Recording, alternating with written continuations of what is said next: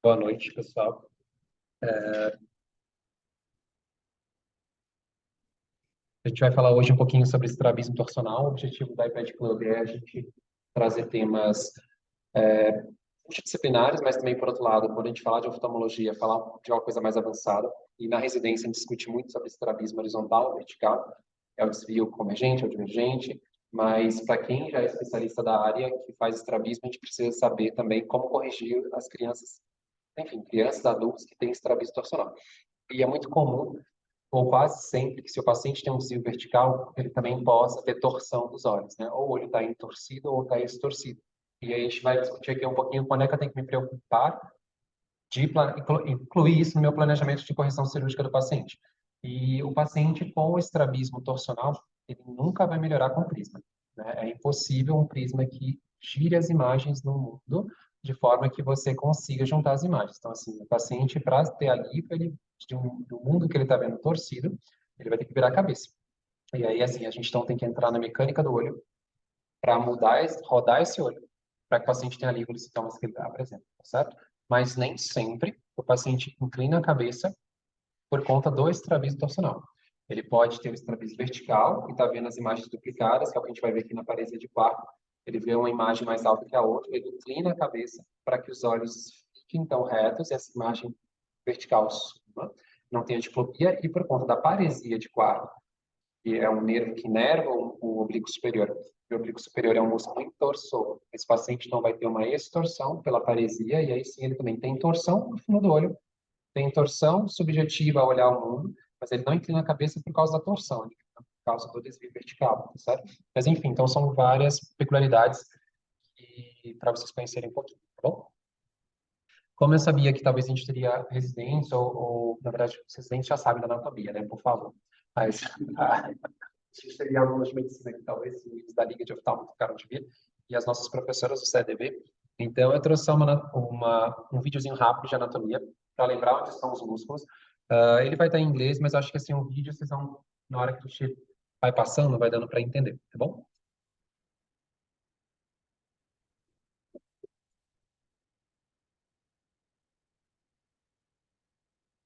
Hi, this is Peter from Anderson.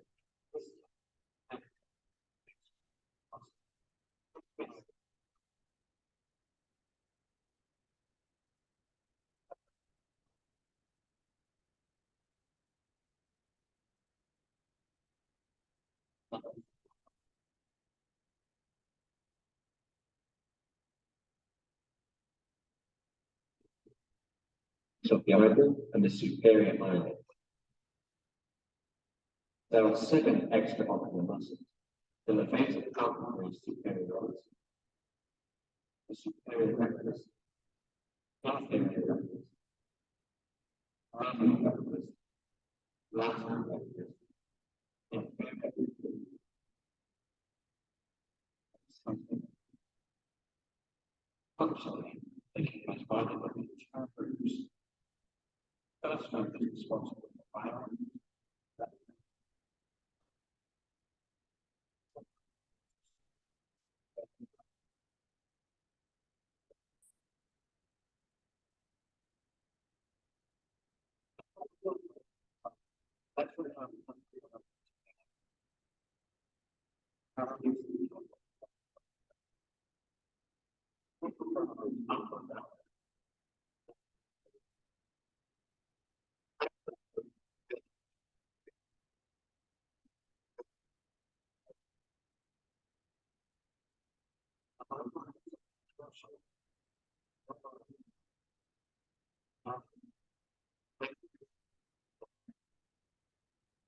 That's what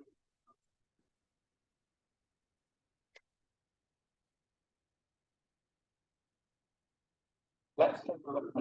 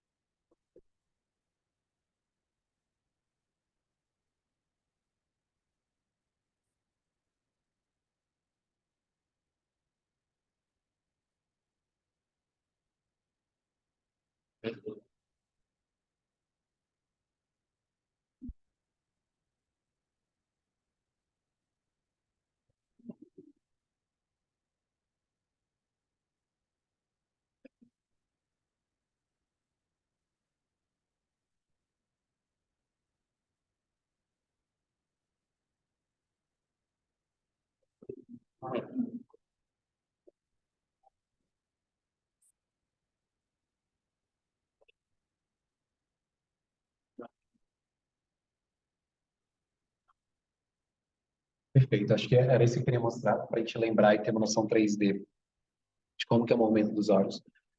Antes de a gente ir para a aula, eu vou só passar um caso clínico e a gente vai interromper ele no meio e voltamos nele no final, certo? Então, é um menino de 3 anos que a queixa principal dos pais é que ele entortava a cabeça para enxergar. Então, toda vez que ele tinha um estímulo, precisava de prestar atenção em algo. Essa não era a posição que ele adotava o tempo todo, mas ele ia prestar atenção em algo, ele virava a cabeça para poder ter certeza do que ele estava vendo, para poder dar resposta a quem estava questionando ele algo, enfim, olha para aquilo dali e ele virava a cabeça. E os pais já tinham observado um nistagmo congênito nessa criança. No final do primeiro ano de vida, o paciente então começou a manifestar essa posição de bloqueio quando ele brincava, assistia a televisão.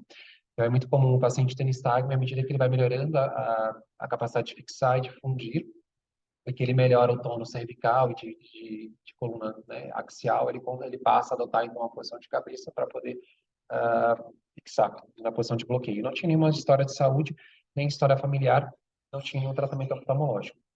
Então, o nistagmo dessa criança era um nistagmo sacádico, com predomínio do nistagmo principalmente horizontal. Era de moderada frequência e baixa amplitude. Piorava, então, quando ele colocava os olhos na posição contrária ao que a gente está vendo aqui. Então, ele fixa em destroversão, então ele fixava, vira na cabeça para a esquerda. Se ele tentasse olhar mais para a esquerda, o nistagmo piorava, aumentava de tamanho e amplitude.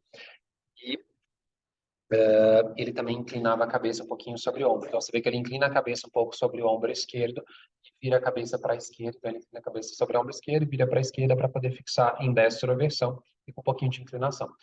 Então, se a gente for abordar cirurgicamente, a gente tem que planejar, fazer algo para mudar essa torção que esse olho está aqui. Quando a gente inclina a cabeça, nossos olhos adotam o movimento torsional para fixar. E ele tinha um momento, então, compensatório desse nistagmo que era complexo. Não era só horizontal, não era só de olhar para a direita, mas também ele tinha torção. E piorava, então, a levoversão, melhora a destra, melhorava um pouquinho também a convergência e a acomodação, que é comum no nistagmo motor, né, que é um nistagmo ou congênito, que a gente diz hoje, que é um nistagmo que melhora a acomodação e a convergência. Por isso que a capacidade visual dessas crianças pode ser melhor do que a gente mede para longe, elas melhoram medindo para perto. Aqui tem um vídeo dele, deixa eu só tirar o áudio aqui. A gente vai mostrando objetos para ele. Toda vez que ele quer identificar qual é o objeto, ele vira a cabeça. Ele adota essa posição e ele acerta o nome do objeto. Ele precisa atingir uma acuidade visual melhor. E fora da posição de desafio, ou seja, que ele não precisa, ele já sabe que ele já reconheceu, já nomeou o objeto que eu estou perguntando, ele volta a cabeça para a posição normal, né? Então era bastante incômodo para a criança e para os pais. Então, que a gente tem aqui um torcicolo, que ele tinha uma rotação de cabeça para a esquerda no plano horizontal de mais ou menos 45 graus, né? Ele virava assim para olhar para a direita. Uma inclinação de cabeça no plano vertical.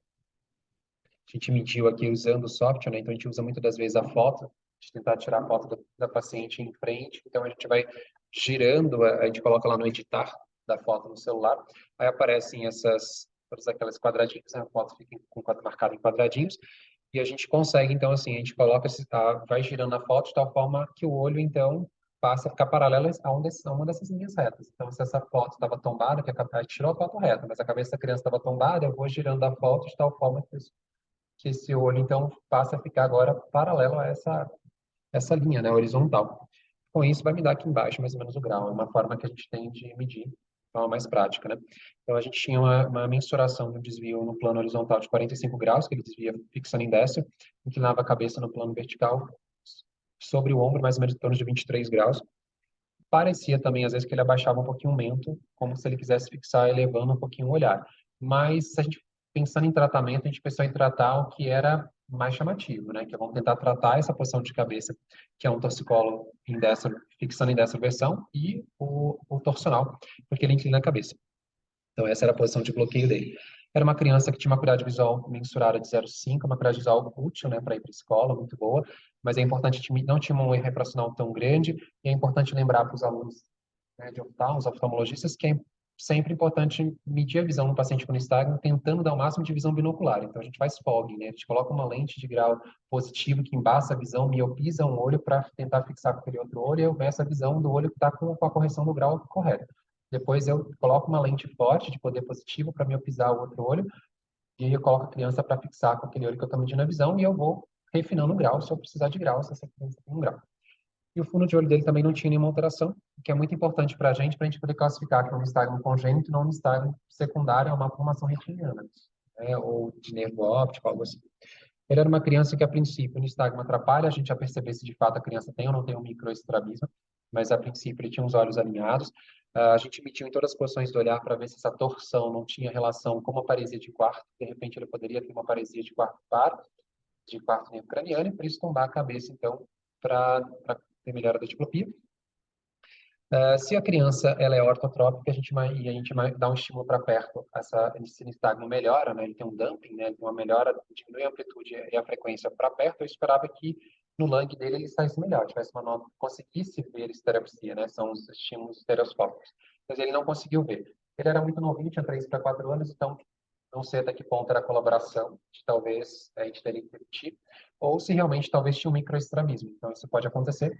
Também a gente não consegue garantir necessariamente, se ele tem fusão, a gente pode operar, como a gente vai ver que ele operou, ele recuperar a fusão, assim, né? Porque a gente vai operar os músculos extraoculares e a gente poderia induzir algum microdesvio. Mas se ele tem fusão, ele consegue compensar e manter a estereopsia. Então a gente imagina que ele não perderia a estereopsia pelo planejamento cirúrgico que a gente executou. Mas todas as vezes, se eu não me engano, eu já repeti teste estereoscópico, ele não saiu bem, mas enfim, tem que esperar ele crescer um pouquinho para ver se ele colabora. Então, não tinha nenhuma alteração de motilidade ocular extrínseca, de a gente imaginar que tivesse uma hiperfunção de oblíquo ou hipofunção de oblíquo, para acreditar que essa torção fosse por uma paresia de quarto nervo craniano, né? No exame oftalmológico, o que a gente tem então nele? Ambos os olhos dele, a posição de bloqueio é fixando em destro, então ele vira a cabeça para a esquerda para fixar com os olhos olhando para a direita, ele tomba um pouquinho a cabeça sobre o ombro esquerdo. Como ele tomba a cabeça sobre o ombro esquerdo, toda vez que se meus olhos estão, meu corpo está paralelo ao chão, né, a cabeça assim, estou em pé, meus olhos estão aqui olhando para o horizonte. Os olhos não estão com torção. Mas se eu inclino a cabeça para a esquerda, meus olhos o olho o esquerdo vai fazer intorsão e o olho o direito vai fazer extorsão para compensar, para que eu continue vendo todo o estímulo do mundo assim, sem torção, sem ver os estímulos tombados. Se o olho não fizesse essa inclinação, a gente teria diplopia vertical dos estímulos que a gente está vendo do horizonte, e a gente não conseguiria manter essa mesma sensação de que as árvores estão retas, que o poste está reto, que as coisas estariam tombadas. Então, vamos lembrar que a posição de bloqueio era realmente virando a cabeça, olhando para a direita, ele fixa em desce e tem uma inclinação do ombro. Então, ele faz uma intorsão do olho esquerdo, uma extorsão do direito. Mas daqui a pouquinho a gente volta, depois que a gente pegar um pouco de teoria ali. Então, é importante, a gente viu sobre a anatomia dos músculos extraoculares. Os músculos que são primariamente torsionais são os músculos oblíquos inferiores e oblíquo superior. Por que eles são torsionais? Justamente, não sei se ficou claro lá, mas os músculos retos, ele vem aqui de trás, no anel de Zinn, ao redor do nervo óptico, e vai se fixar na frente do equador. Como o olho é uma bolinha, se ele fixa aqui, na hora que ele puxa o olho vem para cima, né? Então, o reto superior acaba sendo um músculo elevador. Mas os oblíquos não. Os oblíquos, o oblíquo superior, ele vem paralelo à parede medial óssea aqui da órbita, mas ele vai dar uma volta numa estrutura tendinosa, cartilagínea, que é a tróclea. Então, a gente considera que aqui é a origem funcional dele, ou seja, uma origem anterior ao olho, vai se fixar posterior ao olho. O oblíquo inferior, ele já nasce aqui, ó, na parede medial, mas bem próximo da crista nasal, né? Então, ele nasce aqui e vai lá para trás do olho. Como eu tenho um músculo que está se inserindo atrás do olho, na hora que ele for contrair, o oblíquo superior, ele vai puxar o polo posterior do olho para cima. Então, ele faz o olho descer, na verdade. Então, a córnea, que é o que é meu eixo visual, ele vai descer. O oblíquo superior acaba tendo uma função inversa. Ele faz o olho descer. O oblíquo inferior faz o olho subir. Só que as fibras, elas se abrem em leque. como elas se abrem em leque, na hora que eu contraio o oblíquo superior, as fibras anteriores, elas vão fazer principalmente intorsão. Como eu vou empurrar o olho da parte lateral para nasal, eu vou entorcer esse meu olho. Os oblíquos inferior, o oblíquo inferior não, ele vai abrir em leque, mas como ele está abaixo do olho, na hora que ele puxa a parede lateral para medial, ele estorce esse olho. Então, a função principal dos oblíquos são torsionais e as fibras anteriores são as fibras que fazem torção. Então, se eu quero causar mais intorsão pela função do oblíquo superior, eu tenho que fortalecer essas fibras. Se eu quero causar enfraquecimento, eu tenho que enfraquecer as fibras torsionais do oblíquo superior. O oblíquo inferior, ele é extorsor. Se eu quero causar mais extorsão, eu teria que fazer alguma manobra para fortalecer as fibras anteriores do oblíquo inferior, para causar extorsão. Se eu quero aliviar a extorsão que existe, eu preciso debilitar as fibras anteriores do oblíquo inferior. Então, tem que lembrar dessa parte da anatomia para que a gente consiga raciocinar no planejamento de cirurgia, tá certo? Quando eu junto as duas, toda a espessura total do músculo, ele vai juntar as funções torsionais com a função de elevar e abaixar. As fibras mais posteriores estão mais atrás do equador, então elas acabam puxando o polo posterior para cima e jogando o olho para baixo, ou puxa o polo posterior para baixo e joga o olho para cima, então tem função vertical, né? Perfeito. Outra coisa da teoria. Os músculos oblíquos, eles são os principais músculos torsionais. Porém, os músculos retos, se a gente faz transposição desses músculos, eu também induzo uma ação que pode ser torsional. Não sei se vocês lembram lá do vídeo, mas falava, o reto superior ele é principalmente elevador, mas ele também entorce o olho quando ele contrai, porque ele está nascendo aqui da parede mais medial da órbita, lá pertinho do nervo óptico aqui, ó. Mas ele nasce, vai ter um trajeto assim, ele vai lá para o olho. Na hora que ele contrai, ele puxa também esse olho para dentro. O reto inferior também, na hora que ele contrai, ele puxa esse olho para dentro. Então, os retos são adutores, né? E aqui o que a gente tem que lembrar de três princípios de quando a gente faz transposição muscular. Primeiro princípio, que quando a gente transpõe o músculo, a gente enfraquece a ação primária do músculo quando a mirada é na direção daquele movimento. Então, assim, se eu pego o reto medial, por exemplo, e transponho ele para baixo, o reto medial é um músculo adutor. Mas na hora que eu transponho, isso é mais para oftalmo, mas, enfim, é importante a gente aprender.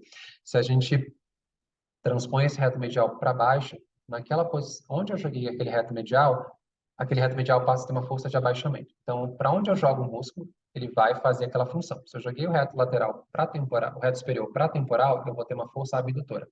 Por isso que a gente, por exemplo, tem uma paralisia ocular, tem uma paralisia de cesto, então esse olho está aqui em desvio convergente. Eu posso transpor o reto superior e o reto inferior, pelo menos as hemimetades, para onde eu joguei aquele músculo, eu estou ganhando força de abdução, porque para onde eu joguei o músculo, ele vai ter uma nova força naquela função. Só que, lembra assim, eu tenho um reto superior. Se eu joguei o reto superior para lateral, eu vou ganhar força de abdução, porque eu mudei a trajetória dele. Porém, o reto superior, a força primária dele é de elevação. Para onde eu jogo aquele músculo, naquela nova posição que ele ficar, ele diminui a sua força primária. Então, ele vai, se eu jogo o reto superior para lateral, eu ganho força de abdução. Mas o reto superior, ele é elevador. Se o olho for olhar para a abdução, ele for abduzir, aquele reto superior ele vai ter menos força de elevação na abdução, porque ele vai estar mais frouxo aqui. E na hora que eu trago esse olho para cá, para a adução, o reto superior é um elevador, mas esse músculo vai ficar mais tenso porque ele está deslocado mais para a temporal. Então aqui ele vai ganhar mais força de elevação. Então, para onde eu transponho o músculo, ele ganha nova ação. Mas eu tenho que levar em consideração a ação primária daquele músculo, porque para onde eu transpus aquele músculo, naquela nova posição, ele perde a sua força primária e, e no sentido oposto de onde ele está indo, ele vai ganhar mais força, tá? Vamos pensar no reto medial, que é importante para os residentes que fazem prova, que lá fala sobre o estrabismo com concomitância. Tipo, o paciente no desvio convergente, quando ele olha para baixo, o desvio aumenta muito. Quando ele olha para cima, o desvio diminui. Então, a gente chama isso de V, né? Que é um desvio que aumenta embaixo e diminui em cima. Então, o que a gente faz na cirurgia? A gente recomenda transpor o reto medial para baixo. O reto medial é um adutor. Então, para onde eu joguei o reto medial, na hora que o paciente vai olhar para baixo, o reto medial tem menos força, porque ele ficou mais dobrado, assim, ele ficou menos tenso as fibras. E aí, na hora que o paciente vai olhar para cima, esse reto medial está mais esticado e a função primária dele, então, assim, vai ter mais força e vai trazer esse olho, então, para mais convergência. Por isso que a gente melhora o V. A gente diminui a força do reto medial embaixo, para onde a gente jogou esse músculo, mas na hora que ele for olhar para cima, ele vai estar mais esticadinho e vai ter mais força de adução. Então, toda transposição muscular, eu crio uma nova força naquele músculo. Se eu transpus um reto superior para lateral, tem força de abdução. Se eu transpus o medial para baixo, eu crio uma força de abaixamento. E às vezes a gente faz isso. O paciente tem um desvio convergente, olho mais baixo. A gente vai retroceder o medial e secar o lateral para corrigir o desvio convergente. Mas esse olho está para baixo, eu posso elevar as duas inserções, porque eu ganho força de subir esse olho. Então, para onde eu joguei os retos, ele vai ter uma nova ação. Mas lembrar que a ação primária, ela diminui para onde eu estou jogando o músculo e ela aumenta no sentido oposto, certo? A ação primária do reto medial, convergência. Então, nesse exemplo, se eu joguei para baixo, aqui embaixo eu vou diminuir a convergência. E na hora que o paciente olha para cima, ele fica com mais força de convergência, tá certo? Por isso que eu corrijo o V. E para onde eu joguei o músculo, que é o que a gente está querendo chegar aqui, eu vou criar uma força de torção. Então, imagina assim, se eu joguei o reto superior para temporal, ele vai querer voltar para a posição dele. Na hora que ele volta fazendo torção do olho. Se eu joguei o reto inferior para temporal, na hora que ele vai voltar para a posição dele, ele vai voltar causando uma extorsão do olho. Então, a torção que esse olho vai ser gerada por uma transposição vai ser no sentido da posição original do músculo. Então, se eu joguei esse reto medial para cima, na hora que ele volta para a posição dele, que eu costurei ele mais para cima, ele vai voltar puxando o olho para dentro, para criar uma intorsão. E a gente leva isso Por que eu tenho que levar isso em consideração? Porque tem cirurgias de transposição muscular no paciente que tem paralisia ocular e que eu não tenho força naquele músculo, no sexto nervo, para poder fazer o reto lateral abduzir, mas eu preciso transpor os músculos. No que eu transponho o músculo, eu tenho que levar em consideração, estou criando torção com essa cirurgia ou não? Então, o paciente entra na cirurgia só com desvio, com diplopia horizontal, a gente traz esse olho para a posição, ele fica em paralelismo sem diplopia, mas às vezes ele vai começar a perceber que o olho está girado, aí o mundo fica meio torto assim, ele fala pra gente, eu tô olhando aquele quadro, eu tô vendo bem, tô vendo um quadro só, mas parece que tem uma sombra que tá assim o quadro e a outra tá tendo diplopia torcional. E aí se eu virar um pouquinho a cabeça, melhora. Então ele começa a ter uma torção de cabeça porque a gente induziu estrabismo torcional. Algumas orientações aqui para vocês. A esotropia com padrão em V seria o paciente que tem um desvio convergente. E esse desvio ele aumenta embaixo, fica com muito mais ET embaixo do que em cima. Em cima ele quase não tem estrabismo, geralmente é acompanhada por hiperfunção de oblíquo inferior, que faz o olho, então, em adução, um olho sobe mais do que o outro, então esse tem esse estrabismo vertical também. Esses pacientes geralmente suprimem, não tem diplopia, e eles não têm torção subjetiva, que a gente vai ver aqui que a gente estuda a torção subjetiva pelo Maddox. E o que a gente geralmente faz? A gente faz retrocesso do oblíquo inferior, lembrando que o oblíquo inferior, então, ela é extorsor. Se eu enfraquecer ele, eu poderia estar induzindo intorsão nesses pacientes. Mas, de modo geral, a gente não precisa se preocupar com essa torção que vai ser criada, o paciente ele não tem fusão periférica. Então, ele não percebe os dois olhos funcionando simultaneamente, ele não vai ter diplopia. Né? O olho dele pode ter um pouco de torção, mas se o olho está entorcido, ele manda força para fixar com esse olho e ele vai fazendo o olho voltar para a posição para não enxergar a contorção. Se ele faz essa força, o outro olho vai acompanhar e vai fazer uma intorsão, mas ele suprime. Então, ele não dá uma torção, o olho fixador nunca está com torção. Pode ser que na hora que ele fixe, o outro crie torção, mas simultaneamente ele não tem. E nesses casos, a gente pode fazer o retrocesso reto medial para corrigir a esotropia e a gente acaba abaixando as inserções. Por isso que no nosso planejamento, e cai muito em prova de título, o paciente que tem ET congênita, ele costuma ter esse padrão. Uma ET que pode ter V, que pode ter hiperfunção de oblíquo inferior, e aí a gente acaba optando por fazer o retrocesso do oblíquo inferior, já que a gente vai abaixar as inserções para também tratar o V, certo? A esotropia com anisotropia em V, então, geralmente a gente usa o duplo retrocesso retos mediais com abaixamento das suas inserções por causa daquele mecanismo que a gente explicou de para onde a gente abaixa o reto medial, ele vai ter menos força de adução, que ele é um adutor, a ação primária dele. Para onde eu joguei ele vai ter menos força primária. Mas aí no oposto, que é subindo esse olho, quando olha para cima, ele vai ter mais força, porque esse músculo vai estar mais esticado, tá? Como está mostrando aqui no desenho. O reto medial, na hora que a gente joga ele para baixo, ele vai ter mais força depressora. Imagina que ele tem mais força depressora. Eu joguei ele para baixo. Lembra sobre a torção? A torção fala que ela é no sentido de onde o músculo estava originalmente. Então, eu estava com o olho está aqui, eu estava com o reto medial. Eu joguei esse reto medial para baixo para corrigir o V. Né? Tudo bem, a gente já explicou que vai corrigir o V. Só que na hora que esse músculo voltar para a posição, ele vai querer causar uma extorsão.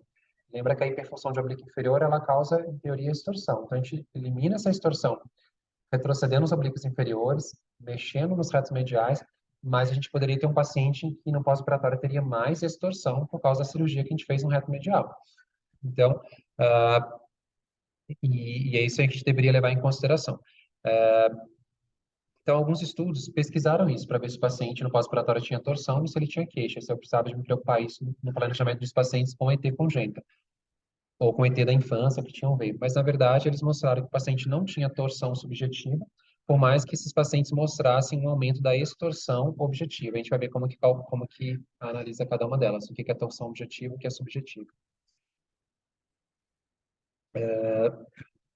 Então, pode-se ignorar a torção nesses casos, a gente está falando de paciente que não tem fusão, que é um estrabismo adquirido ou um estrabismo congênito com V, né? A maioria dos estrabismos com o padrão alfabético em A e em V, eles têm uma fusão subnormal, ou seja, na verdade eles se enxergam sempre com cada um dos olhos, eles não juntam as imagens simultaneamente, então enxerga com um e suprime outro, enxerga com outro e suprime outro. Então a gente consegue medir a visão é boa, 20/20, a visão é boa, 20/20, mas eles têm menos noção de profundidade, ou a noção de profundidade deles é muito grosseira.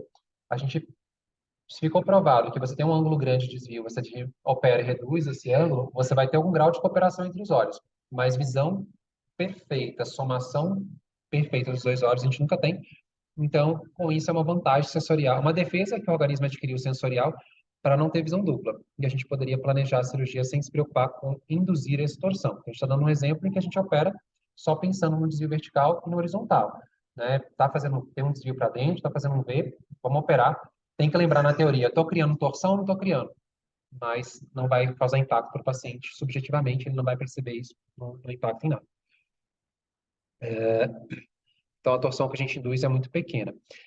E a torção medida previamente à cirurgia, ela não é a maior responsável pela anisometropia. Então, assim, o paciente tem anisotropia, desculpa por anisometropia, mas a anisotropia seria esse padrão em A ou em V.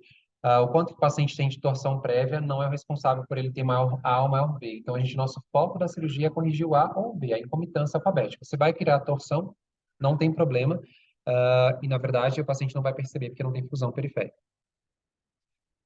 Agora vamos falar um pouquinho sobre o paciente que tem torção ocular e que tem sintomas que a gente tem que se preocupar na hora de planejar a cirurgia.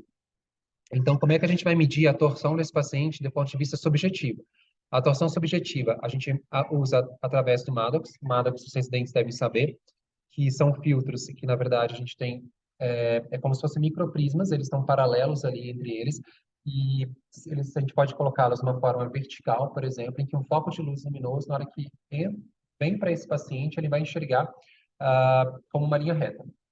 Então, assim, se eu estou no olho direito com o filtro vermelho, a luz branca, que é um foco de luz que a gente coloca, projeta para o paciente, pontiforme, vai ser percebida pelo paciente como uma linha vermelha, e a luz aqui, porque o filtro é vermelho, e a luz é um estímulo dissociado, que a gente quer dizer. E no lado de esquerdo, o paciente vai perceber como uma luz branca. Se ele não tem desvio vertical nenhum, o paciente percebe as duas luzes sobrepondo. Como existe uma competição entre os olhos, pode ser que o olho direito seja dominante, eu perceba mais o vermelho do que o branco. Pode ser que eu perceba mais o branco que o vermelho, e fique tendo um pouco de rivalidade retiniana entre os olhos, que são qual é o dominante. Se eu tenho um desvio vertical, eu vou perceber as linhas separadas. Se eu não tenho torção nenhuma, eu não vou perceber a linha girando, tá? Mas o paciente que tem torção, ele percebe uma das linhas tortas. E como é que a gente mede a torção desse paciente? A gente pede, por exemplo, aqui no lado, no olho esquerdo, ele está percebendo a linha mais baixa e ele está percebendo a linha inclinada. Então, a gente pede o paciente para girar esse filtro, tá na frente do óculos, ele vai girar até que ele vá consertando essa linha para as duas linhas ficarem paralelas. E aí, como tem marcação de ângulo aqui, a gente consegue saber qual é o ângulo de torção subjetiva que o paciente tem. E aí, esse ângulo vai nos orientar como nós devemos tratar, porque o que interessa é não o ângulo objetivo, necessariamente, mas o ângulo subjetivo. Se na hora que eu planejar corrigir o estrabismo, eu imaginar aqui, eu vou criar um aumento do ângulo objetivo, aí pode ser que um paciente assintomático se torne sintomático. Então, é nesse momento que eu tenho que pesar na mão se eu vou precisar de tratar a torção ou não. Tem paciente que não tem sintomas no dia a dia, e que na hora que a gente faz o teste, ele tem torção subjetiva. Então, eu vou ter que pesar também na torção objetiva, que a gente vai ver aqui agora, para pensar como eu planejo minha cirurgia. Como é que eu avalio a torção objetiva? A gente vai avaliar a torção objetiva observando o fundo de olho do paciente. É mais difícil, praticamente impossível você medir em graus só olhando o fundo de olho. Então, a gente pede o paciente para fazer uma retinografia, que é esse exame, e a gente vai fazer umas marcações. Vamos marcar, pegar a borda superior e a borda inferior da papila. Geralmente a gente faz assim, marca com um quadradinho, né? Não cheguei a fazer essa marcação para mostrar, mas a gente marca a borda superior, inferior, lateral, medial e inferior do olho, fazendo um quadradinho entre elas. A gente pega o centro da papila, que seria meio que a bissetriz desse quadrado, e a gente traça uma linha reta a 90 graus com essa borda. Como se, aqui está o disco óptico, a gente faz um quadradinho, a gente desenha isso no papel, faz a bissetriz desse quadradinho que está envolvendo enfim, o nervo óptico, e a gente vai criar uma linha, traçar uma linha reta aqui, 90 graus com essa borda mais temporal aqui. E a gente vai fazer uma nova marcação do centro desse disco, passando pela fóvea. Então, esse ângulo que a gente medir passa do centro do disco com o ângulo que vai passar pela fóvea, a gente tem que medir, e o normal dele é que seja ao redor de 8 graus. Então, 8 graus abaixo do centro da fóvea. Então, geralmente varia entre 7 a 9, a gente pega a média de 8 graus. Se eu tenho um olho que está, por exemplo, muito estorcido nesse caso, eu vou ter uma fóvea que vai estar muito mais abaixo do que 8 graus. E se eu tenho um olho que está entorcido, eu vou ter uma fóvea que vai estar menos que 8 graus, ou então até vai estar mais alta, ela vai estar mais aqui para cima, tá? Ou vai zerar esse grau. Então, assim que a gente conta quanto tem de extorsão e de intorsão objetiva. O que é normal? É que a fóvea fique, a gente encontre a fóvea mais ou menos. Se a gente dividir o disco em 3 partes, né, uma parte, essa parte do meio e a parte de baixo, ela deve estar na metade desse terço médio do disco, né? Então, eu tenho um disco dividido em 3 partes, na metade dessa parte inferior é onde a fóvea deve estar. Então, se eu tenho nessa localização, eu tenho um olho que não tem extorsão nem intorsão, é um olho fisiológico, tá? Mas tem como a gente medir esse ângulo, e se ele der maior que 8 graus, então a gente desenha mesmo assim, às vezes eu desenho na própria, com canetinha que dá para apagar na tela do computador para não ter que imprimir a foto, e pego o transferidor, meço ali para poder a gente saber se tem torção ou extorsão. E depois apago e tal no monitor. Só não podem saber que eu faço isso, mas tá ficando gravado aqui, porque senão, se alguma tela ficar manchada é por causa dos meus desenhos. Enfim, vamos lá. O diagnóstico da paresia de quarto. Um cuidado que a gente tem que ter, que o diagnóstico da paresia de quarto nervo, ela não deve se basear no olho que tem maior extorsão, porque depende muito da dominância dos olhos. Se o paciente tem uma paresia no olho que tem extorsão, desculpa, no olho dominante, por exemplo, o olho direito é o dominante, ele começa a fazer paresia de quarto nervo ali. Então, ele vai ter um oblíquo superior que não está funcionante. Então, esse oblíquo superior é um músculo abaixador, os músculos elevadores vão estar funcionando e esse olho vai estar mais alto. Mas o paciente tende a fixar com esse olho, então ele vai mandar mais inervação para os abaixadores, o outro olho vai descer mais. Então, ele vai ter um secundarismo. Ele tem a tendência a fazer a extorsão, porque o oblíquo inferior é intorsor. Então, ele vai fazer a extorsão.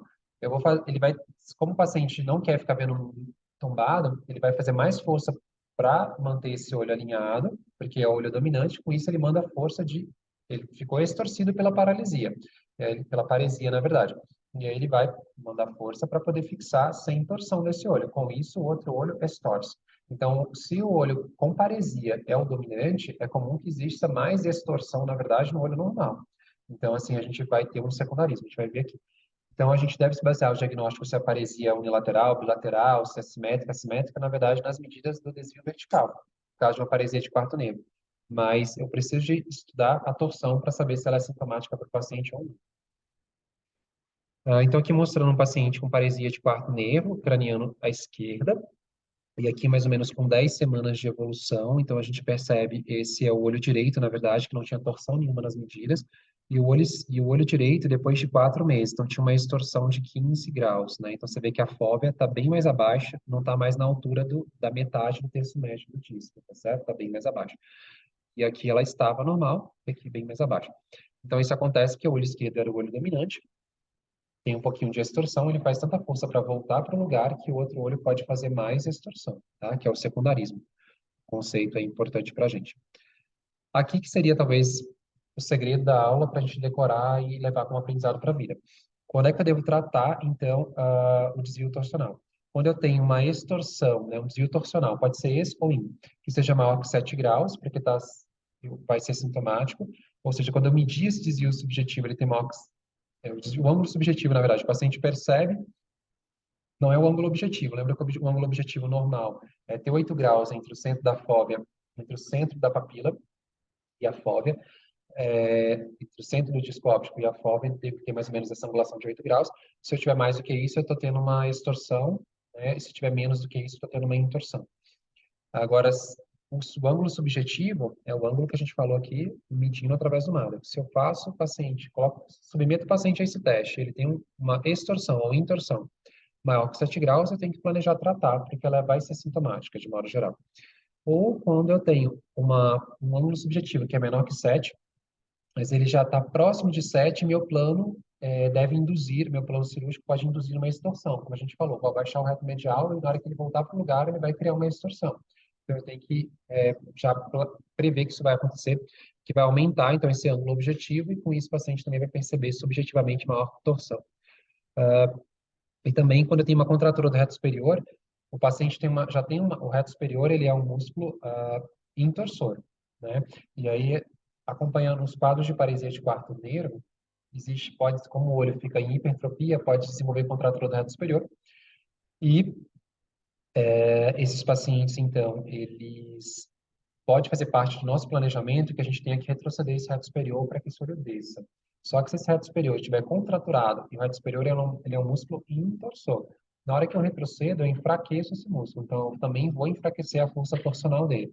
Então, se esse paciente já tem um pouquinho de extorsão, 4 a 5 graus, geralmente não é sintomática, como a gente está vendo, mas eu planejo na minha cirurgia retroceder o reto superior, eu posso diminuir, eu posso fazer aumentar a extorsão, porque eu estou diminuindo um músculo que é intorsor, estou enfraquecendo esse músculo, então o olho já está extorcido. Na hora que eu retroceder esse músculo, a extorsão pode aumentar. Isso que ele está querendo dizer. Tá? Mas, basicamente, a regra é mais que 7 graus de desvio torsional sintomático, eu tenho que planejar corrigir. E se eu tenho um paciente que tem um desvio de 4, 5, 6, e que eu vou fazer algo que vai criar mais torção, se existe intorsão e minha cirurgia vai fazer mais intorsão, tem que planejar tratar. Ou se eu tenho extorsão e tem uma cirurgia que vai fazer mais extorsão, que um exemplo é o retrocesso do reto superior, tem que planejar tratar. E quando tratar o ângulo objetivo? A gente não precisa de tratar o ângulo objetivo se o paciente não tem nenhuma queixa subjetiva e na hora que a gente faz o nádex ele tem uma torção muito menor que 7 graus, como a gente viu aqui, ou eu vou tratar simplesmente a torção se faz parte do meu planejamento. Tipo, eu tenho que retroceder o oblíquo inferior porque tem uma paresia de quarto e o oblíquo inferior está contraturado, ele está dominante, está assim, né? Está hiperfuncionante, desculpa. Mas a gente não precisa necessariamente tratar o ângulo objetivo. Então, basicamente, vale a regra de trata o ângulo subjetivo. E na hora de planejar nossa cirurgia para corrigir o desvio vertical, a gente leva em consideração se alguma das nossas técnicas vai criar mais IN ou extorsão, e daí a gente coloca isso para compensar. Falando aqui para os residentes, como que a gente consegue fazer cirurgias para criar IN ou extorsão, que é interessante eles saberem. Lembra, assim, que a gente falou se as fibras anteriores são fibras torsionais, as posteriores elevam ou abaixam os olhos. Então, se eu quero corrigir, se eu quero fazer o ripping ou o tucking, na verdade, ambas as técnicas são a mesma coisa. A gente vai encurtar o tendão do oblíquo superior, só que usando uma pinça que faz esse movimento, né, que já puxa as fibras, né, um gancho vai puxar as fibras, a outro gancho vai descer e vai prendê-las aqui embaixo, então é mais fácil eu passar o ponto, que é o tucking, né, que é o aparelho, ou eu simplesmente vou segurar com a ajuda de um auxiliar, seguro as fibras do oblíquo superior, alguém segura com a pinça e eu vou passando meus pontos, né? Mas aí teria que ter duas pessoas trabalhando juntas ali. Geralmente vai corrigir 7 a 8 graus de extorsão se a gente fizer uma cirurgia de encurtamento do tendão do oblíquo superior, tá? O oblíquo superior, ele é intorsor, se eu encurto, eu vou criar mais intorsão. Aradaíto é uma cirurgia em que a gente ela é indicada só para atuar sobre as fibras do oblíquo superior, né? Então a técnica foi descrita. Existe a técnica original e a técnica modificada. A técnica original seria, então, a gente desinsere as fibras anteriores e reinsere a mais ou menos 8 milímetros posterior à borda do reto lateral. Com isso, eu estou anteriorizando essas fibras e ganhando, elas ficam mais para frente do olho. Então, elas ficam mais para frente. Na hora que elas contraem, elas causam mais intorsão do que ficando lá atrás e contraindo, que a intorsão era menor, tá? Ou eu faço aradaíno modificado, que na verdade eu não desinsiro as fibras, eu só vou passar um ponto em que eu traciono essas fibras como se fosse uma ponta de um triângulo, lá para frente, mais ou menos também a 8 milímetros da inserção do reto lateral, ou a 4 milímetros aqui da borda do reto superior, tá bom? Da borda temporal. Todas essas, quando eu tenho um planejamento como esse, é só para levar em consideração em criar intorção, sem mexer no desvio vertical. Eu tenho um paciente que tem intorção, mas ele não está com o olho mais baixo nem alto. Então, eu não preciso causar correção de desvio vertical, certo? Existem cirurgias que são debilitantes, então, assim, eu posso fazer a atenectomia parcial, por exemplo, eu quero, se eu fizer uma atenectomia do oblíquo superior somente das fibras posteriores, eu não vou estar interferindo na torção, eu estou criando só debilitamento de força abaixadora e abdutora, tá? Então, eu vou corrigir esse olho está com hiperfunção do oblíquo superior e está jogando esse olho para baixo. Então, se eu vou corrigir uma hipotropia, que o oblíquo superior joga o olho para baixo, e vou corrigir também uma incomitância em A, que é o desvio, a abdução quando o paciente olha para baixo. Se eu fizer só o debilitamento das fibras anteriores, eu vou corrigir somente a intorção. Por que eu corrijo a intorção? Porque o oblíquo superior é intorsor. Se eu enfraqueço as fibras anteriores, eu diminuo a força de torção e vou corrigir mais ou menos 5 graus de torção.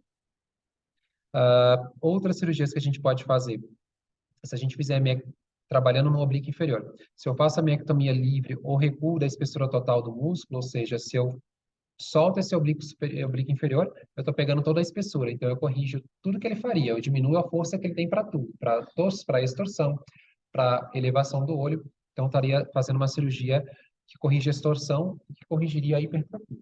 Tá? Se eu faço só a desinserção, geralmente a gente pega os 6 milímetros da inserção do oblíquo, o oblíquo vai se inserir lá pertinho no reto lateral, a gente vai queimando assim, os 2, 3, 4 milímetros da espessura do músculo, da sua origem até uns 6 milímetros, da sua inserção, desculpa, até a sua origem mais ou menos uns 6 milímetros. Com isso a gente pode, depois de queimar, cauterizar, a gente pode ir cortando com a tesoura para não sangrar, e a gente então desinsere só esse pedacinho, só as fibras anteriores. Com isso, a gente tira a força torsional do oblíquo, porque as fibras vão contrair, mas elas não vão estar mais inseridas as fibras anteriores na esclera. E isso vai corrigir uma extorsão de até 5 graus, mais ou menos. Algumas técnicas foram propostas para a gente tentar avaliar se a nossa cirurgia no intraoperatório está funcionando ou não está funcionando.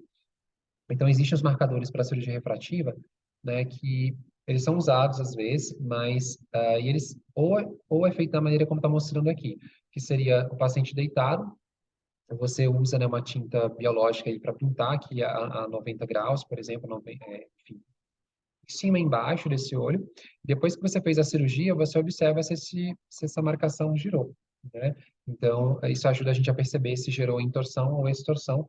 Só vale se o paciente estiver sob anestesia geral, porque os músculos estão sem tônus nenhum. Não vale se a gente estiver fazendo bloqueio retrobulbar, porque o volume anestésico está empurrando esse olho, aí você abre a conjuntiva, sai um pouco de volume anestésico, vai mudando o tempo todo a posição em que esse olho está.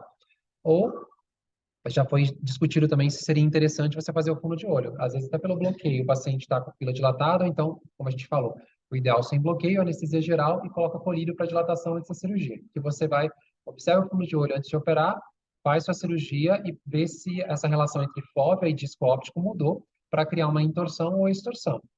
Só que isso é o resultado mecânico da sua cirurgia, mas o paciente vai acordar, ele vai tentar fixar com os 2 olhos, então tem toda uma situação inervacional que vai mudar, que vai mandar tônus mais para o músculo do que para o outro. Então, ficou provado que, na verdade, a cirurgia ela é autoajustável. Não adianta você faz uma técnica e ver no intraoperatório se funcionou ou não funcionou. Na verdade, é para você fazer a técnica baseada no seu planejamento pré-operatório, nas medidas de desvio, da torção objetiva, da subjetiva, avaliar a retinografia do paciente e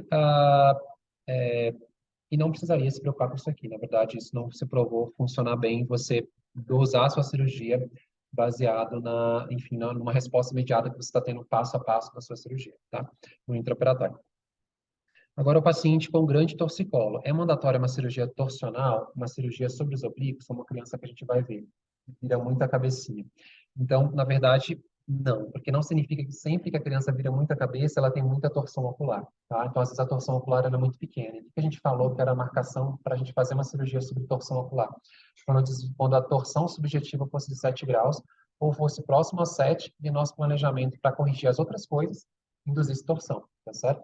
Então, O torcicolo, ele ocorre principalmente na paresia de quarto nervo, mais para corrigir o desvio vertical, como a gente falou no início da aula, porque o paciente tem um olho mais alto do que o outro, então ele vai tombar a cabeça para poder colocar as imagens alinhadas na vertical e não significa que ele está fazendo mais torção ou menos torção, tá? A transposição dos retos verticais, outro conceito, ela corrige mais a torção do que a transposição dos retos horizontais, não está bem explicado isso, mas a gente pode levar em consideração, por exemplo, eu tenho um paciente que tem, por exemplo, vamos pensar aqui, uma extorsão, se eu jogar esse reto superior para a lateral, na hora que ele volta para a posição, ele vai criar uma intorsão, então eu consigo corrigir a extorsão do olho fazendo isso. Aqui dando um exemplo, por exemplo, do olho direito, que a gente transpõe o reto superior para o reto lateral, para colocar nessa posição aqui.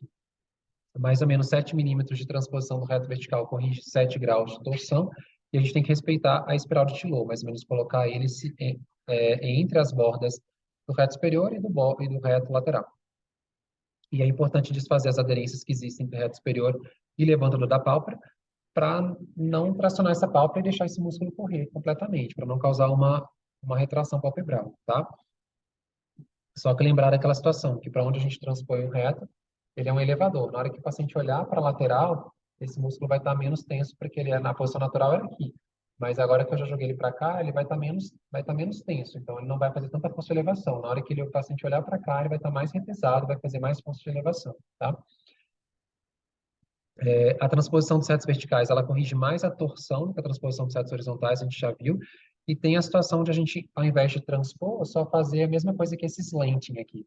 Que a gente deixar uma das bordas do músculo menos tensas do que a outra, né? Então, esse slant, transpor o músculo para o lado do reto lateral, se a gente fizer esse slant, por exemplo, aí da inserção do reto superior, tem o mesmo efeito que a transposição. Porque se eu deixar as fibras se eu fizer o slant assim, simplesmente deixo a parte medial suturada, mas a parte eu solto a lateral e costuro aqui para trás, ele vai ficar com esse desenho.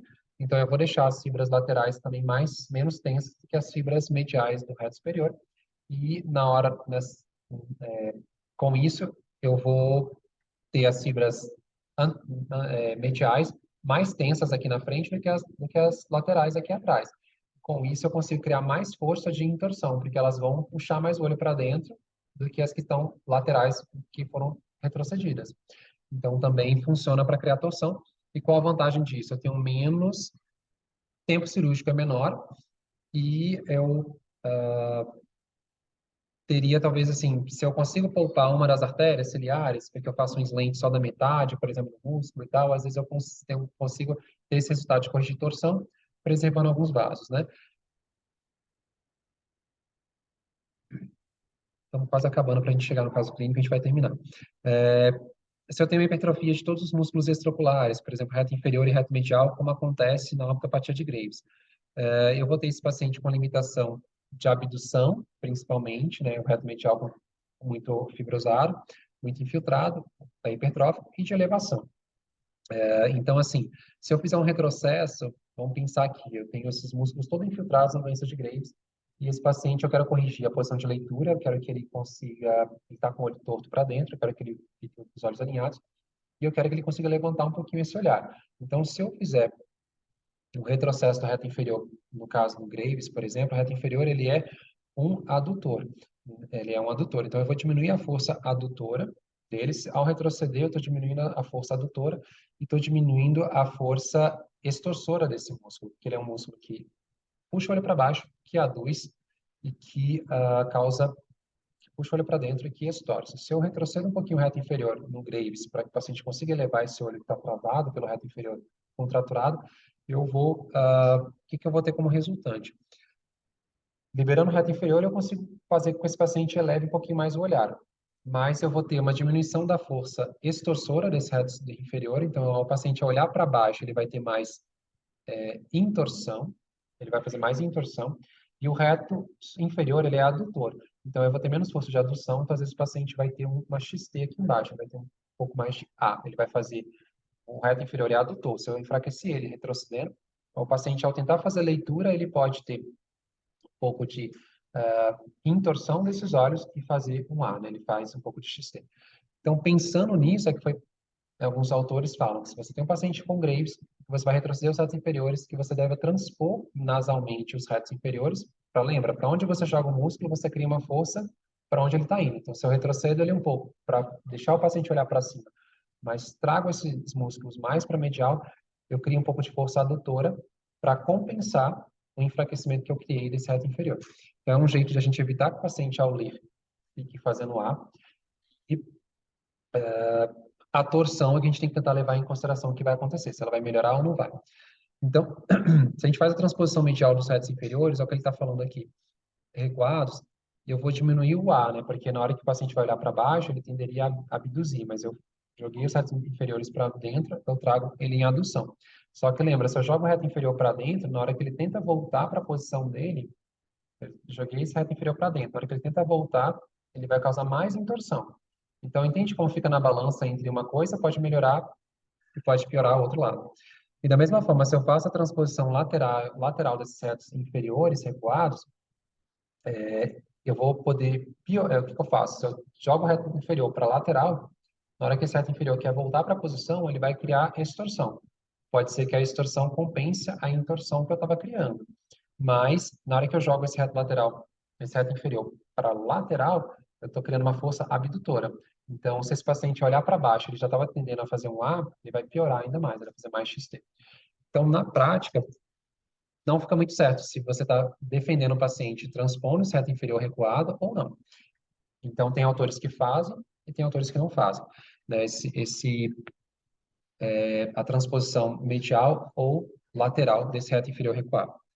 Então, só estamos dando exemplos aqui para a gente entender o quanto, talvez a mensagem que o estrabismo é complexo já existe na cabeça de todo mundo, mas tipo assim, a gente entender o quanto que você tem que pensar se você está fazendo bem ou mal na hora que você toma uma decisão de operar o paciente, sabe?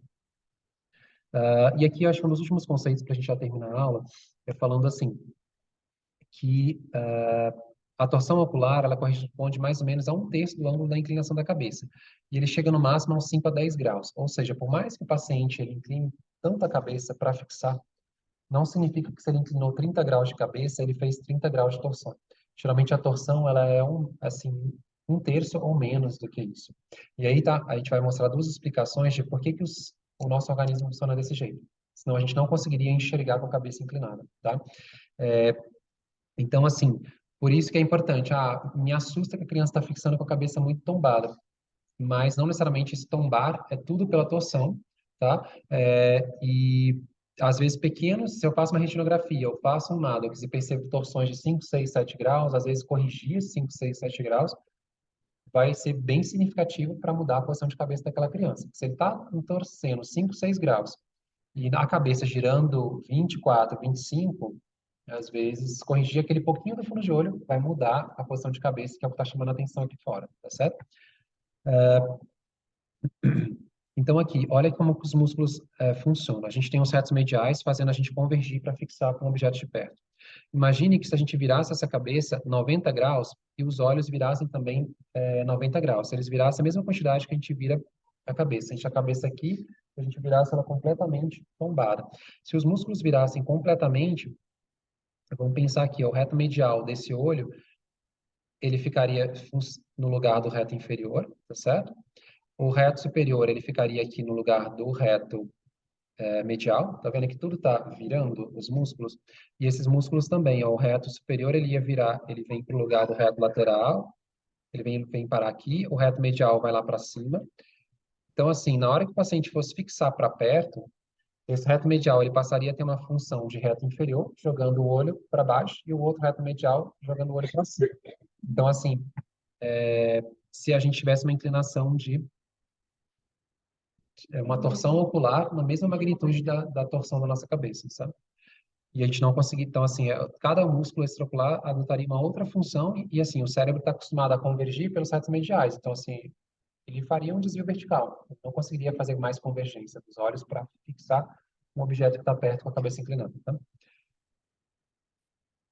E essa teoria está aqui nesse artigo, é bem interessante. Da mesma forma, então aqui está mostrando, então, assim, o reto E aí, deixa eu ver qual outro exemplo aqui. Isso eu acho mais ou menos a mesma coisa, que eles passariam a ser antagonistas, né? E outra coisa que está se mostrando aqui também é que se os olhos passassem a girar da mesma forma da mesma magnitude que o nosso que a nossa cabeça gira, a gente passaria a ter, então, igual eu falei, o reto medial passaria a ter função de abaixador, outro de elevador, a gente não conseguiria mais fazer a convergência, um ponto, e segundo, que a gente passaria a ter desvio vertical, né, para poder focar com os retos mediais no objeto próximo, um olho ia para baixo, outro ia para cima e teria desvio vertical. Vamos voltar para o caso clínico que a gente já vai terminar. Então, lembrando desse paciente, ele tem um torcicolo, né, com essa posição de cabeça, quando ele vai fixar em objetos, ele fixa em destro e ele inclina a cabeça sobre o ombro esquerdo, mais ou menos em torno de 23 graus. Como ele faz assim, ele está fixando com o olho em destroversão e ele está tomando a cabeça para a esquerda, então o olho direito faz extorsão e o olho esquerdo faz intorsão, certo? Para manter os olhos fixados. Então, qual foi a conduta que a gente adotou? Existe uma cirurgia que é a cirurgia de Anderson Castenbaum, que qual é o princípio dela? Se os olhos estão se o nistagmo melhora fixando na extrema destroversão, eu preciso de criar uma limitação para esse olho direito abduzir mecanicamente com a minha cirurgia e preciso criar uma limitação para o olho esquerdo aduzir. Então, se eu crio uma limitação, é como se eu estivesse operando um desvio de um estrabismo divergente desse olho e um convergente desse. Eu crio uma limitação para do reto lateral abduzir, faço uma ressecção grande do reto medial, impedindo que esse olho abduza, para que esse olho pare um pouquinho no meio do caminho aqui, não consiga abduzir para olhar até o fim. E eu opero, enfraqueço o reto medial desse olho e resseco o reto lateral desse olho, para que esse olho fique com limitação de olhar para destroversão. Então, os dois olhos param antes de chegar perto das paredes ósseas, e com isso eu diminuo essa rotação conjugada desses olhos, e aí a posição de cabeça melhoraria. Então, assim, o drive cerebral para que a posição de equilíbrio se mantenha em destroversão continua, mas o que a gente faz é diminuir, causar restrição naqueles olhos para que eles não parem fixando mais assim no extremo, eles parem fixando aqui. Com isso, a cabeça que virava muito passa a virar menos, né? A cirurgia de Anderson, ela propõe somente retroceder os músculos agonistas. Se eu olho olhando para a direita que eu enxergo melhor, eu só enfraqueceria o reto lateral e o reto medial, são os agonistas do movimento. Mas Castenbaum junto com Anderson fizeram, enfim, a nova cirurgia seria, além de retroceder, eu resseco os antagonistas do movimento. Então, assim, eu retrocedo o reto lateral porque o olho está olhando para a direita e resseco o medial, que eu crio mais limitação, mais restrição de rotação. Quando é que eu vou escolher uma cirurgia que mexe nos 4 músculos retos? Quando eu tenho um desvio muito grande, que eu preciso de causar uma restrição maior, né? E esse paciente tinha um pouco de torção. Então, o que a gente fez na cirurgia dele? Como a torção era grande, a gente planejou aproveitar a cirurgia dos horizontais que a gente faria para criar uma limitação de destroversão conjugada e fizemos as transposições verticais desses músculos retos. Se esse olho direito faz uma extorsão, o que eu posso fazer? Eu tenho que retroceder o reto lateral e tenho que ressecar o medial. Eu posso, se esse músculo está extorcido, se eu jogar esse reto lateral para baixo, na hora que ele volta para a posição, ele vai voltar fazendo uma intorsão, e se esse reto medial, vou pensar aqui, esse olho está extorcido, se esse reto medial eu jogo ele para cima, para baixo, para cima, na hora que ele voltar para a posição, ele vai criar uma intorsão. Então, foi assim que a gente foi fazendo transposições dos músculos retos, além de retroceder e ressecar para corrigir, para criar uma limitação de olhar para a direita, de tal forma que a gente também induzisse. O olho está no pré-operatório extorcido direito e entorcido esquerdo. Então, a gente vai criar uma força oposta para equilibrar isso. Além de que a gente pode operar até 2 músculos retos por olho para não causar isquemia de segmento anterior. E a gente associou essa cirurgia à cirurgia nos oblíquos, fazendo uma técnica que causasse mais intorsão ou mais extorsão, enfim, cada olho, a gente vai discutir aqui. Então, o que a gente fez? O olho esquerdo, o olho direito, lembrando que ele está em extorsão, a gente quer criar uma intorsão para esse olho direito. Então, se eu quero criar intorsão no olho direito, o que a gente fez foi o aradaíto, ou seja, pega as fibras anteriores e traciona elas mais para frente, para poder causar, lembrar aqui, que a imagem está maior, para poder causar mais força de torção, né, de intorção desse olho. E a gente enfraqueceu as fibras extorsoras do oblíquo inferior desse mesmo olho. Se eu deixo mais tensas as fibras intorsoras do oblíquo superior e, ao mesmo tempo, o antagonista, o oblíquo inferior, ele é extorsor, eu enfraqueço as fibras extorsoras, eu somo uma ação de intorção desse olho, né? E no outro olho, o que a gente fez? A gente fez a tenectomia das fibras anteriores do oblíquo superior. Como as fibras anteriores do oblíquo, elas são intorsoras, se eu corto essas fibras, eu tiro a força de intorção desse olho. Eu quero criar, então, eu quero fortalecer o oblíquo inferior extorsor. Como é que eu faço? Então, a gente geralmente desinsere toda a espessura do oblíquo inferior e a gente avança. Geralmente, a gente sutura a 4 milímetros da borda da inserção do reto inferior, do reto lateral, desculpa. Então, o oblíquo inferior, ele nasce aqui da parede medial e ele vai até lá no reto lateral. E aí a gente vai, e aqui tem a inserção do reto lateral lá na frente. A gente sutura esse músculo mais aqui para frente, a uns 4 milímetros dessa inserção, porque se esse músculo ficar mais para frente, ele vai ter mais força de torção sobre o olho, nesse caso de extorcer.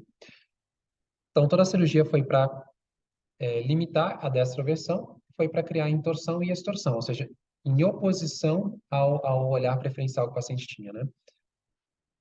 Então, aqui mostrando para vocês 30 dias de pós-operatório, que para o paciente fixar os mesmos objetos, a gente ia tirando assim de trás da gente os objetos para ele ir falando os nomes, para ele se surpreender e ser forçado a identificar, sabe? Então, a gente tem um comparativo, 9 meses ele estava com resultado estável, e eu acho que eu tenho um comparativo, achei que eu tivesse uma imagem comparando antes e depois.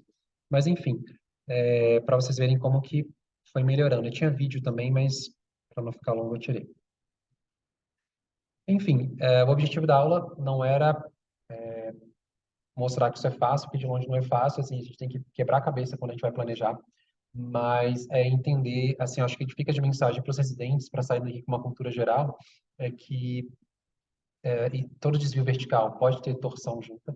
Quando a gente vai planejar mexer nos músculos, a gente pode estar criando torção. O paciente tem estrabismo desde a infância, ele vai negligenciar essa torção que a gente está induzindo, a gente não precisa se preocupar. Mas lembrar que tem paciente, às vezes, que tem desvios verticais muito pequenos e com prisma ele não está fundindo e que ele pode falar que está vendo os objetos torcidos e a gente tem que pesquisar se tem torção. Seja com Maddox, seja com retinografia para medir o ângulo e ver se tem torção ou se não tem. Lembrar que a torção, isso pode cair em prova, não se corrige com prisma. Né? A gente só consegue corrigir com prisma desvio horizontal e vertical. A torção a gente tem que operar, certo? Enfim, era essa aula. Eu só vou aproveitar, primeiro, para agradecer e segundo, para fazer propaganda que no dia 9 de novembro, a gente vai ter a aula que a gente que não acabou não acontecendo, não rolando esse ano, que a doutora Célia tentou falar para a gente sobre controle de miopia via videoconferência, mas não rolou, não funcionou legal a transmissão. E aí a equipe da Essilor, da Stellest, vai trazê-la para o restaurante, né, no Santé, e convidou assim os oftalmologistas, alguns profissionais que têm interesse na área para assistirem. Ela não vai só falar sobre as lentes, que ela é speaker da Essilor, mas vai falar um pouquinho sobre os protocolos que são utilizados hoje, né, de usar atropina, de quando escolher uma lente de contato, de quando mudar a dose da atropina, de quando optar pelo óculos, se é a primeira opção, se não é, qual faixa etária e tal. Então, assim, para quem já assistiu a aula dela, é bem interessante, é fantástico. E eu conto com os apoios dos residentes para assistirem, para convidarem outros colegas que são residentes, que são oftalmologistas, etc., para a gente conseguir, enfim, o público que eles estão propondo, né, que eles querem conseguir chegar a 80 convidados, pelo menos, e com isso a gente criar enfim, uma cultura em Brasília de a gente ter um caminho científico, né, de boas pessoas virem darem aulas, como a gente teve em abril, a equipe falando um pouquinho sobre a MioSmart, e a gente conseguir falar, então, sobre a Stellest também, tá certo? Então, fica o convite para vocês.